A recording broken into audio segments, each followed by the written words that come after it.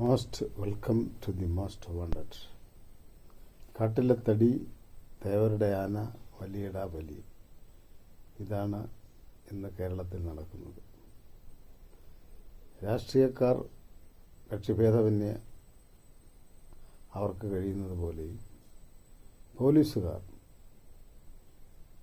അവിടെ പിന്നെ കക്ഷിഭേദത്തിൻ്റെ പ്രശ്നം വരുന്നില്ല. ഒരുമിച്ച് കൊള്ളക്കാരായിട്ടുള്ള പോലീസുകാർ ഒരുമിച്ച് നിന്ന് അവരുടേതായ തടി വലിച്ചുകൊണ്ട് പോവുകയാണ്. എന്താണ് ഈ സാഹചര്യത്തിൽ ഒരു സ്റ്റേറ്റിനെ സംബന്ധിച്ച് ഒരു അഴിഞ്ഞാട്ടവേദിയായി മാറിയിരിക്കുകയാണ് ആഭ്യന്തര വകുപ്പ് എന്ന് നമുക്ക് കാണാൻ വേണ്ടി കഴിയും. സംസ്ഥാന DGP മുഹമ്മദ് ദർഹെ സാഹിബ് അദ്ദേഹം ഇതൊന്നും അറിഞ്ഞില്ല എന്ന മട്ടിലാണ് കാര്യങ്ങളുടെ പോക്ക്. അദ്ദേഹം അറിയുന്നുണ്ടോ ഇല്ലയോ എന്നുള്ളത് നമുക്ക് ഊഹിച്ചെടുക്കാൻ കബഡി നിരത്താനൊന്നും കഴിയില്ലല്ലോ. എന്തായാലും ഇവർ എല്ലാവരും കൂടി ചേർന്ന് കേരളത്തിൻ്റെ പൊതുമുതൽ നശിപ്പിക്കുക മാത്രമല്ല, ഖജനാവിലെ പൊതുമുതൽ കട്ടെടുക്കുക മാത്രമല്ല, നാട്ടിൽ കാണുന്ന മരങ്ങളും മുറിച്ച് വിദേശത്തുനിന്ന് സ്വർണം കൊണ്ടുവന്ന് കള്ളക്കടത്ത് നടത്തി തടിച്ചു കൊടുത്തുകൊണ്ടിരിക്കുകയാണ്. ഇതിൻ്റെ ഭാഗമായിട്ടാണ് ഈ വെളിപ്പെടുത്തലുകളുടെ ഒരു രാജകുമാരൻ എന്ന പോലെ PV അൻവർ MLA ഇന്നലെ ഒരു വെളിപ്പെടുത്തൽ നടത്തി. അദ്ദേഹം നടത്തിയ വെളിപ്പെടുത്തലിൽ തലതൊട്ട് താഴെ വരെയാണ്. തല എന്ന് പറയുന്നത് P ശശി, മുഖ്യമന്ത്രിയുടെ പൊളിറ്റിക്കൽ സെക്രട്ടറി, അവിടെ ഇരുന്നുകൊണ്ട് ഈ എല്ലാ കൊള്ളരുതായ്മകൾക്കും പോലീസിന് ഒത്താശ കൊടുക്കുകയാണ്. പോലീസിനെ അഴിച്ചുവിട്ടിരിക്കുകയാണ് എന്ന് പറഞ്ഞാലും തെറ്റില്ല. കാരണം ജനകീയ പ്രശ്നങ്ങളിൽ ഇടപെടുകയും ജനങ്ങളുടെ ജീവനും സ്വത്തിന് സംരക്ഷണം നൽകേണ്ടെന്ന പോലീസിനെ ദുരുപയോഗം ചെയ്യുകയാണ് ഇവിടെ കണ്ടുവരുന്നത് എന്നുള്ളതാണ് യാഥാർത്ഥ്യം. ഇതിൽ MR അജിത് കുമാർ എന്ന് പറയുന്ന ലോ ആൻഡ് ഓർഡർ ADGP ആണ് ഇപ്പോൾ പ്രതിസ്ഥാനത്തുള്ളത്. അദ്ദേഹം പല കൊള്ളരുതായ്മകളും ചെയ്തതിൻ്റെ കൂട്ടത്തിൽ സ്വർണ്ണക്കള്ളക്കടത്തുകാർക്ക് വേണ്ടി ഒരു കൊലപാതകം വരെ അദ്ദേഹം ചെയ്തിട്ടുണ്ടെന്നാണ് PV അൻവർ പറയുന്നത്. അതിനും മടിക്കാത്ത ആളാണ്. അതുപോലെ എല്ലാ മന്ത്രിമാരുടെയും MLA മാരുടെയും അതുപോലെ ഈ സ്വർണ്ണ മാഫിയകളുടെയും ഒക്കെ ഫോണുകൾ ചോർത്തി വിവരങ്ങൾ മുൻകൂട്ടി അറിഞ്ഞ് പ്രവർത്തിക്കുന്നുണ്ട് എന്നാണ് അൻവർ പറയുന്നത്. ഈ MR അജിത് കുമാറാണ് ലോ ആൻഡ് ഓർഡർ ഇത്രയും വഷളാക്കിക്കൊണ്ടിരിക്കുന്നു എന്നുള്ള കാര്യം കൂടി ജനങ്ങൾ ഇതോടെ തിരിച്ചറിയുകയാണ്.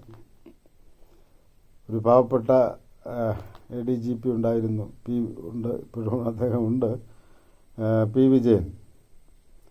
വിജയൻ പോലീസ് സേനയ്ക്ക് നൽകിയ കോൺട്രിബ്യൂഷൻ വളരെ വളരെ വലുതാണ്.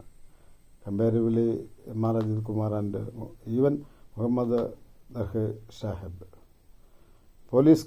സ്റ്റുഡൻറ് പോലീസ് കേഡറ്റ് SPC ഇവിടെ വിഭാവനം ചെയ്ത് വളരെ കാര്യക്ഷമമായി നടപ്പാക്കിയ നല്ലൊരു പോലീസ് ഉദ്യോഗസ്ഥനാണ് P വിജയൻ.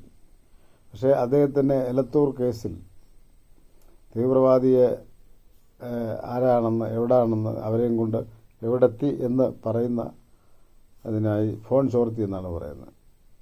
ഇങ്ങനെ എല്ലാവരുടെയും ഫോൺ ചോർത്തുന്ന MR അജിത് കുമാറാണ് P വിജയൻ ഫോൺ ചോർത്തിയെന്ന് പറഞ്ഞ് അദ്ദേഹത്തെ തൽക്കാലത്തേക്ക് കുറച്ച് നാളത്തേക്ക് സസ്പെൻഷനിൽ നിർത്തുകയുണ്ടായി. ഇത്രയ്ക്ക് ക്രൂരമാണ് പോലീസ് സേനയിൽ MR അജിത് കുമാർ നടത്തുന്ന പ്രവർത്തനങ്ങളിലെന്ന് ഇതിൽ നിന്നെല്ലാം മനസ്സിലാക്കാം. എന്തായാലും വേറൊരു സുജിത് നാഥ് എന്ന് പറയുന്ന ഒരു SP കുറിച്ച് കൂടി, മലപ്പുറം SP ആയിരുന്നപ്പോൾ അദ്ദേഹം നേരത്തെ കസ്റ്റംസിലായിരുന്നു. കസ്റ്റംസുകാരുമായിട്ട് നല്ല പരിചയം അദ്ദേഹത്തിനുണ്ടാവുക സ്വാഭാവികമാണ്. ആ ബന്ധം ഉപയോഗിച്ച് നെടുമ്പാശ്ശേരി വിമാനത്തിൽ നിന്നും സ്വർണം കള്ളക്കടത്ത് നടത്തി ഭദ്രമായി അത് ആൾക്കാർക്ക് കൊടുക്കുന്നത് വരെയുള്ള സംരക്ഷണം കൊടുത്ത് അതിൽ നിന്ന് കമ്മീഷൻ പറ്റി കഴിയുന്ന ഒരാളാണ് സുജിത് നാഥ്. അദ്ദേഹം ഇപ്പോൾ പത്തനംതിട്ടയിലെ SP ആയി ട്രാൻസ്ഫർ ആയി വന്നിട്ടുണ്ട്. അപ്പോൾ ഇങ്ങനെയുള്ള ചില ക്രിമിനലുകളാണ് പോലീസ് സേനയുടെ തലപ്പത്തിരിക്കുന്നത് എന്ന് പറയുന്നതിൽ സത്യത്തിൽ ഖേദമുണ്ട്. അവരെ കയറൂരി വിട്ടിരിക്കുകയാണ്. അവരെ ഒബ്സർവ് ചെയ്യുന്നതിനും അവരെ റെസ്ട്രിക്റ്റ് ചെയ്യുന്നതിനുമൊക്കെ ആണ് പൊളിറ്റിക്കൽ സെക്രട്ടറി എന്ന് പറയുന്നൊരു പദവിയിൽ ഒരാളെ ഇരുത്തുന്നത്. അദ്ദേഹമാകട്ടെ പല കൊള്ളരായ്മകളും കൊള്ളകളും നടത്തി ചിരപരിചിതനായ ഒരു മനുഷ്യനും. അദ്ദേഹത്തെ CPM നിന്ന് പുറത്താക്കിയതാണ്, ബ്രാഞ്ചിലേക്ക് തരം താഴ്ത്തിയല്ല, പ്രാഥമിക അംഗത്വത്തിൽ നിന്ന് തന്നെ എടുത്തു കളഞ്ഞതാണ്. പക്ഷേ കഴിഞ്ഞ ഒരു സമ്മേളന കാലയളവ് കൊണ്ട് അദ്ദേഹം സമ്മേളനത്തിൽ പങ്കെടുക്കാതെ തന്നെ സംസ്ഥാന കമ്മിറ്റി അംഗമായ ഒരാളാണ്. CPMൻ്റെ PCC സമ്മേളനത്തിൽ പങ്കെടുക്കാത്ത ഒരാൾക്ക് ഘടകത്തിലേക്ക് വരാൻ അവകാശമൊക്കെ ഉണ്ട് CPM ഭരണഘടനാ പ്രകാരം. പക്ഷേ അദ്ദേഹം ഏതാണ്ട് സ്വാതന്ത്ര്യ സമരത്തിന് ജയിലിൽ കിടന്നിരിക്കുകയാണ്.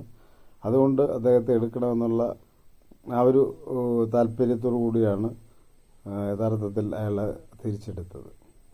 അദ്ദേഹമാണ് ഈ പോലീസ് സേനയെ ഇങ്ങനെ കയറൂരി വിട്ട് സ്വർണ്ണക്കടത്തിനും മറ്റ് മരം മുറിക്കും എല്ലാത്തിനും ഒത്താശ ചെയ്തുകൊണ്ടിരിക്കുന്നത് എന്ന് PV അൻവറാണ് ഇപ്പോൾ വെളിപ്പെടുത്തിയിരിക്കുന്നത്. PV അൻവറിൻ്റെ ഈ വെളിപ്പെടുത്തലിനെ കുറിച്ച് വളരെ വളരെ ജാഗ്രതയോടെ വളരെ വ്യഗ്രതയോടെയാണ് CPM നേതൃത്വം പ്രതികരിക്കുന്നത് എന്നതും നാം കാണുന്നു. കാരണം PV അൻവറിന് മറുപടി പറയാൻ പോയാൽ അൻവറിന് ഇനി കൂടുതൽ പറയേണ്ടി വരും. അങ്ങനെ പറഞ്ഞാൽ സ്വാഭാവികമായും ഈ സർക്കാരിൻ്റെ പതനം തന്നെ സംഭവിക്കും എന്നുള്ളതാണ് യാഥാർത്ഥ്യം.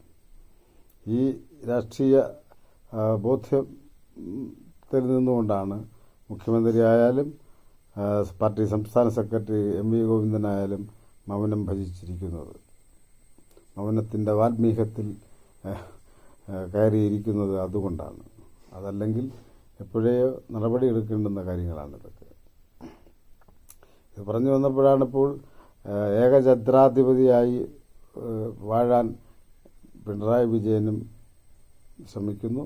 അതുപോലെ തന്നെ അടുത്ത മുഖ്യമന്ത്രിയാകാൻ വേണ്ടി നമ്മുടെ പാർട്ടി സംസ്ഥാന സെക്രട്ടറി MV ഗോവിന്ദൻ മാസ്റ്ററും തയ്യാറെടുത്തുകൊണ്ടിരിക്കുകയാണ്.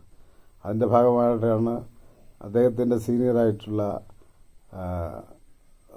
മുൻ വ്യവസായ മന്ത്രി, ചിറ്റപ്പൻ മന്ത്രി എന്നൊക്കെ അറിയപ്പെട്ട EP ജയരാജനെ അദ്ദേഹം പ്രവർത്തിച്ച മുഖ്യ സ്ഥാനത്ത് നിന്നും, അതായത് ഇടതുപക്ഷ ജനാധിപത്യ മുന്നണിയുടെ കൺവീനർ സ്ഥാനത്ത് നിന്നും എടുത്ത് ദൂരെ കളഞ്ഞത്. അതല്ലെങ്കിൽ അവിടെ ഒരു പൊളിറ്റിക്കൽ പോളറൈസേഷൻ ഇന്നർ പാർട്ടിക്കുള്ളിൽ സംഭവിക്കും എന്ന് ഇവർ തിരിച്ചറിഞ്ഞു. P ജയരാജനും PK ശ്രീമതിയും MV ജയരാജനും ഒക്കെ കൂടി ഒത്തുനിന്നാൽ MV ദേവൻ്റെ കാര്യം കണ്ണൂരിൽ കഷ്ടമാണ്. അതുകൊണ്ടാണ് ഇത്രയും പെട്ടെന്ന് അദ്ദേഹത്തെ എടുത്തു കളയാൻ തീരുമാനമെടുത്തത്. അല്ലെങ്കിൽ ഇതിനു മുമ്പേ തീരുമാനമെടുക്കാവുന്നതായിരുന്നു. 11th അവറിൽ അവസാന നിമിഷം, അപ്പോൾ ഇന്നലെ മുതൽ സംസ്ഥാന സമ്മേളനം തുടങ്ങിക്കഴിഞ്ഞു. അപ്പോൾ ഇനി അച്ചടക്ക നടപടിയൊന്നും എടുക്കാൻ കഴിയില്ല പാർട്ടിയുടെ ഭരണഘടനാ പ്രകാരം. അതുകൊണ്ടാണ് ആ മുട്ടത്ത് വെച്ച് കാര്യങ്ങൾ തീരുമാനിച്ചത്. മുട്ടിൽ തൊട്ട് കാര്യങ്ങൾ തീരുമാനിച്ച് ജയരാജനെ പുറത്താക്കിയത്. എന്തായാലും CPM-ൽ ഇങ്ങനെ ഒരു പൊട്ടിത്തെറി അടുത്ത കാലത്ത് തുടർച്ചയായി വന്നുകൊണ്ടിരിക്കുകയാണ്. ഇത് ഒരു ഉഗ്രസ്ഫോടനത്തിൻ്റെ ദിശയിലേക്കാണ് പോക്ക് എന്നുള്ള കാര്യത്തിൽ സംശയമൊന്നുമില്ല. പിണറായിയുടെ യുഗം ഏതാണ്ട് അവസാനിച്ചിരിക്കുന്നു എന്ന് വേണം കരുതാൻ. ഇനിയും കൂടുതൽ പിണറായിക്ക് ജനങ്ങളെ, പാർട്ടി അണികളെ അടിച്ചമർത്തി അദ്ദേഹത്തിൻ്റെ ഉള്ളം കയ്യിൽ നിർത്താൻ കഴിയില്ല എന്നുള്ള ബോധ്യം അദ്ദേഹത്തിന് തന്നെ വന്നതുകൊണ്ടാവണം പലതിനോടും ഇപ്പോൾ പ്രതികരിക്കാതെ കാലം കഴിച്ചു കൂട്ടാൻ അദ്ദേഹം നിർബന്ധിതനായി, നിരുപാധികനായി ഇങ്ങനെ ഒന്നിനോടും പ്രതികരിക്കാതെ കടന്നു പോകുന്നത് എന്ന് വേണം കരുതാൻ. Okay, most wanted.